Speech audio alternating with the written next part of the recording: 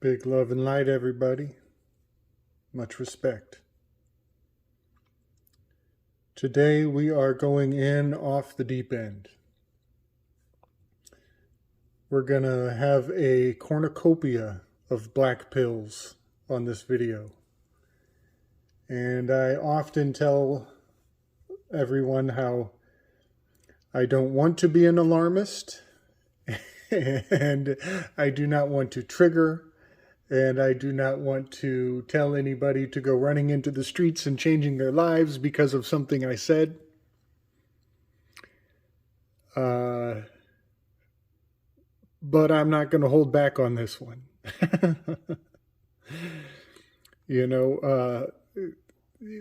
Hope is a beautiful thing. It keeps us moving forward. And there will always be hope. And that hope should come from inside. It should come from within you. It should come from self-knowing, self-awareness. And so what I'm about to put forward will look like a handful of black pills.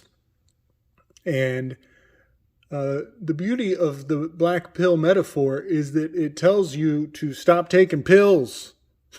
It tells you to stop looking for remedy outside of yourself. And so brace for impact, because, essentially we are fully aware of a global takeover. And, whatever institution you look to, you can count on it having been co-opted a long time ago. And that is the power of revelation. It is the revealing of the method. And so I'm just gonna point out some highly significant coinciding facts, and even some high-grade speculation. Do not believe everything I say. Definitely do not believe everything I say. However, the things I'm about to say are good things to hold space for, to maintain reticence, and just keep your awareness to these very profound corresponding facts. So, here we go. The word president derives from a Roman practice, Roman Catholic practice, known as the Eucharist. And the president presides over the Eucharist. And the Eucharist is the drinking of wine and the eating of bread. It has very cannibalistic implications. The whole concept of eating the flesh of Christ, drinking the blood of Christ, and the Protestants were not down with the Eucharist. There's a lot of things I really like about the Protestants. They did not entertain the cannibalistic tendencies of Rome. And they were not down with the crucifix. They thought that there was too much focus on the dead, on that necromantic tendency that we all know that Rome has a long history of. So one thing about the Eucharist and the eating of flesh and the drinking of blood and that cannibalistic symbol is, I believe it ties back to Rome's Saturnian mythos. So much of the Roman Catholic Bible leads into a Saturnian worldview. And if anybody knows about the electric universe, you know that Saturn is the primordial egg. So I just want to point out that the president presiding over the Eucharist goes back to Roman Catholic practice having to do with cannibalism, eating the flesh and blood of the Christ, which in the story, when he gets up on that crucifix, he tells the Romans, "Do not eat me." And that is very profound, that they made a mocking tradition out of that practice. However, I want to correlate this presiding president over the Eucharist. I will also correlate it to another Roman ritual.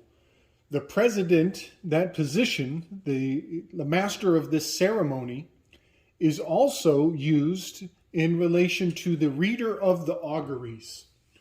And in ancient Roman times, the reader of the Augeries was a high priest with infallible, unquestioned authority over decision-making in the governmental mechanics of Rome. And the reader of the Augeries had many forms of reading of Augeries. There was one sect of augury readers would read the migratory patterns of birds and divine future outcomes, prophesize based on flight patterns of birds. For that matter, even just seeing a single bird was often taken in as a sign, as having divinatory potential. Now, there was a much darker form of reading of the Augeries, and that was more Etruscan. And some of the Etruscan rituals and practices involved reading the entrails of animals. Particularly snakes were of high potential for divining the future. So there were many forms of augury reading. And I will point out that reader of the Augeries is a R-O-T-A, rota. Those letters are on the tarot card, the Wheel of Fortune tarot card.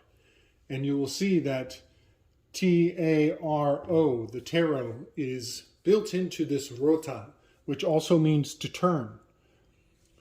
Now, I'm just going to leave that out there for people to appreciate that the origin of a president, a decision maker, a master of ceremonies, derives from this presiding over the Eucharist, which is very cannibalistic, very Roman, and also, even further back, it comes from the reader of the Augeries, somebody who would read the flights of birds, and also another practice was reading the entrails of animals. Now I want to focus a little bit on Mr. Trump, Donald Trump, who I have believed for quite a long time is a Saturnian icon. And a lot of the mythology around his persona is designed to evoke this Saturnian paradigm.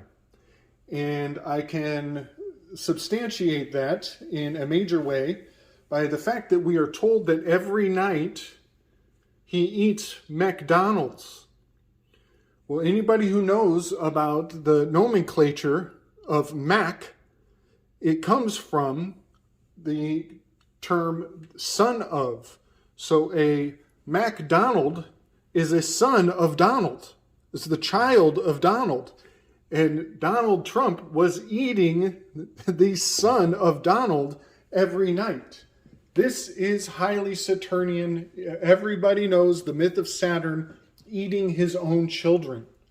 So to tell us that Donald eats McDonald's every night is telling us about the Don. This is a very, shall we say, mafioso, Italian, Roman, Catholic, Italian, mafia oriented name, the Don. So I will take it a little further. Donald Trump, that's a D and a T. In septenary gematria, it brings us to a 47. which is interesting to me. That's the moon that represents the moon. 47 is the atomic number for silver. It represents the moon pillar. And the moon and Saturn have very powerful correspondence in the occult world. I'll take it a little further here. 4 divided by 7 gives you a 0.571, yada, yada, yada, yada, yada. 57 is a highly significant number in the occult. It represents the minor arcana plus the Fool card. And Donald Trump was definitely a Fool card, to be sure. It also, there are 57 retrogrades in 2 Saturnian years. And if you look at the retrograding pattern of Saturn to Earth, you will see the 57 petaled flower appears every, essentially, I think 57 years. So 5 and a 7 is an E and a G.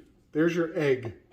And we all know about 5G, the egg. All of this is incredibly Saturnian. All of the mythos behind the character who is Donald Trump has powerful Saturnian significance. So I just want to put forward that our president, who presides over the Eucharist, that position is a reader of the Augeries, and Donald Trump is eating the McDonald's, the son of Donald. All has this powerful Saturnian correspondence. And now I want to also bring forward the name, the word Vatican has a meaning, an ancient meaning. It means the divining serpent. And I don't have to convince very many people that the Vatican is a very serpentine aspect of the mythology of modern day. I don't have to push that very far. But I do want to focus a little bit on this, the auguries, those who read the entrails of animals. It's kind of profound to me. It seems exotic, it seems remote, it seems distant in the past. However, I want to point out that the definition of the word organ, the word organ is a collection of tissues with a common purpose. And that is something that we all do on a very regular basis. We use documents and organizations. I have a friend who calls all of this organized evil.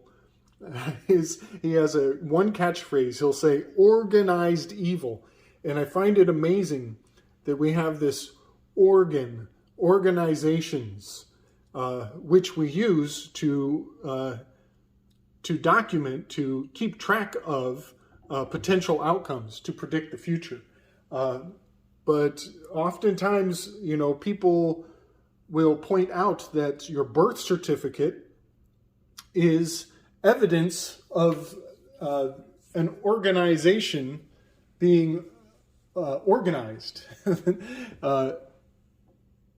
And that's about all I want to put forward. But we are all participating in this reading of entrails, reading the body parts of dead animals, because originally the books came from the skin of goats. And goats were the original source of information. And so anybody back in the day who was educated was technically, much like an augury, they were reading the skin of animals, the flesh of animals. And even the Constitution of the United States is made from a sacred hide of a chosen goat, and the ink comes from the gall, the blood of a bird, the blood of a seagull. So, reader of the augury is highly pertinent to the president, who needs to observe the Constitution that is made out of the flesh of a goat and the blood of the bird. And so here we have the two sects of the Augeries. We have the bird readers and we have the flesh readers, are deeply, deeply embedded into the foundation of what we consider this country, this organized evil that is steering consciousness and has been for a very long time. So now I'm going to get into Mr. Crowley, a name that I do not use lightly.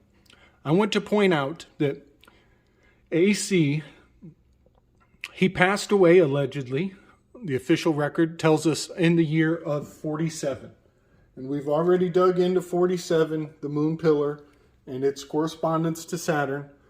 But we are told that he died in 47. We are also told that the CIA was established in 47. Well, here I want to point out, we have some of Aleister Crowley's initials, C and A.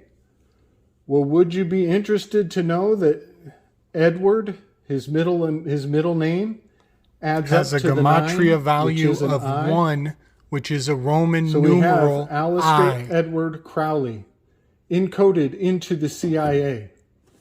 And I'll even point out established